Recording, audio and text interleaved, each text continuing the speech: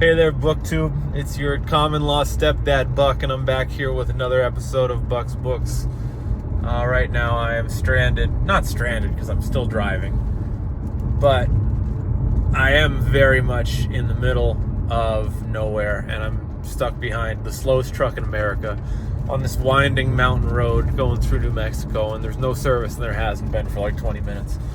So if this video log winds up to be sort of an environmental storytelling thing found in the lap of a skeleton in a wrecked rental car, then you'll know what happened. This is sort of Leatherface country. It's technically north of Leatherface country, because Leatherface country, by definition, would be Texas. But I imagine that the territorial range, or maybe some migration, could extend Leatherface country this far into New Mexico. So maybe that's what'll get me. I'd make a good mask. Today I'd like to talk to you about The Joy of Movement by Kelly McGonigal.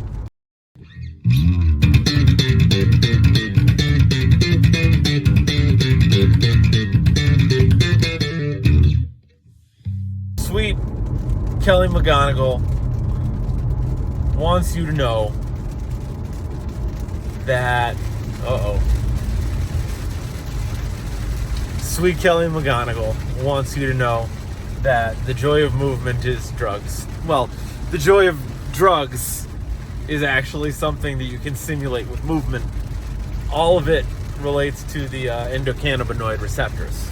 That's why drugs are fun, and it's why movement is fun when you do it right, when you get like a runner's high, or any other kind of high, rower's high, Zumba high. She was an outspoken proponent of Zumba. She loves Zumba. And her sister she has a twin sister who loves running. And they often disagree over which is better for some reason.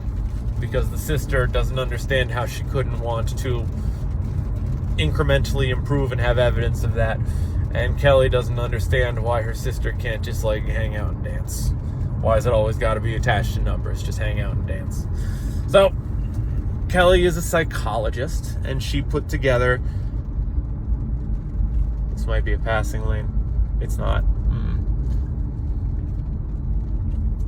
Oh, he's fucking off. Nice.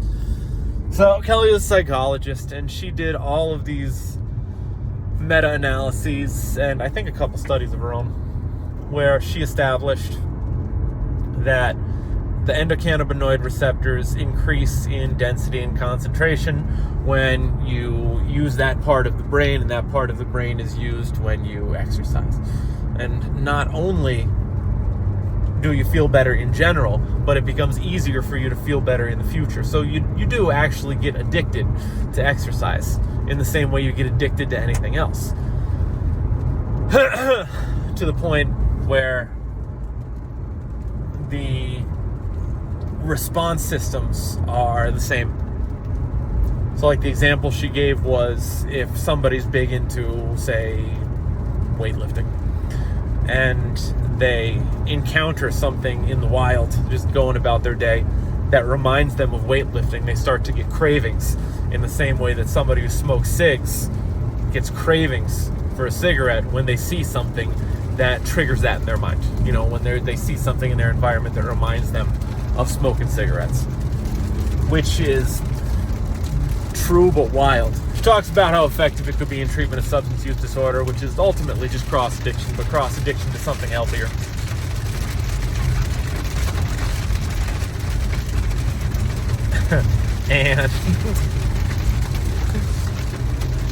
But she doesn't see a problem with that. And you know what? I guess I don't either. You gotta be addicted to something.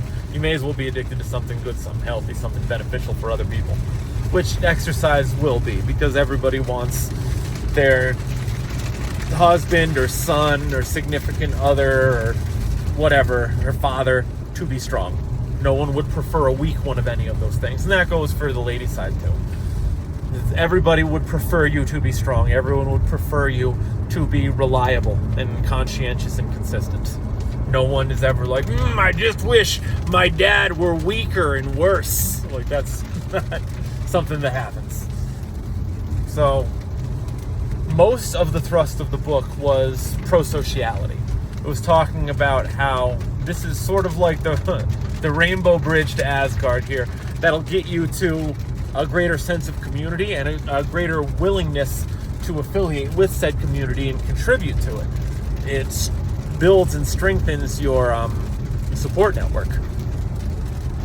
And that's not just by coincidence. It's not just because you're all crossfitting in the same box or whatever. It's because there is an evolutionary underpinning that causes us to respond more strongly, to bond more strongly in these situations where we are synchronizing our movements. So they call it muscular bonding, and it's why they drill troops like that together in the marching and stuff, because it makes them not only a more cohesive and effective unit, but it also strengthens their loyalty to one another. And Kelly theorizes that that's from the hunter-gatherer days, when you'd all go hunting together, and so you'd be wandering and you'd be running together, you'd be walking together, you'd be schlepping whatever you hunted back together. And same thing with the gathering, you'd be wandering around together and checking things out together and helping each other climb trees and stuff like that. But what I thought was most interesting about this book is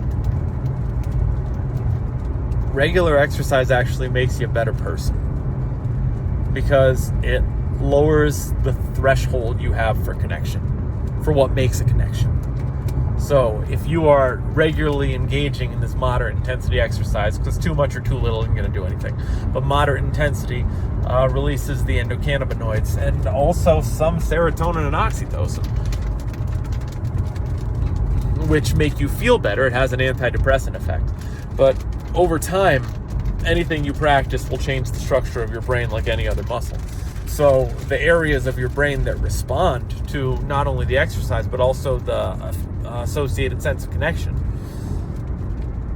that gets easier and easier to trigger, because the neurons that fire together wire together, right? So over time, if you continue to treat the gym as this opportunity to socialize, and just like incidentally socialize while at the gym, you lock in your moderate intensity and just be nice, basically, you become a better everything. You become a better person, you become a happier person, you become more effective, and perhaps most importantly for your human being, you become more likable. You become the kind of person who you can form connections more easily and more readily, and you get more out of them. You become the kind of person people want to be around.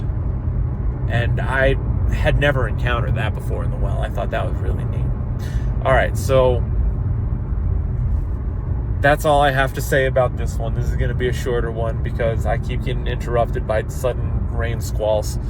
Like, follow, subscribe, etc. I'll talk to you very soon because I'm just tearing through these books.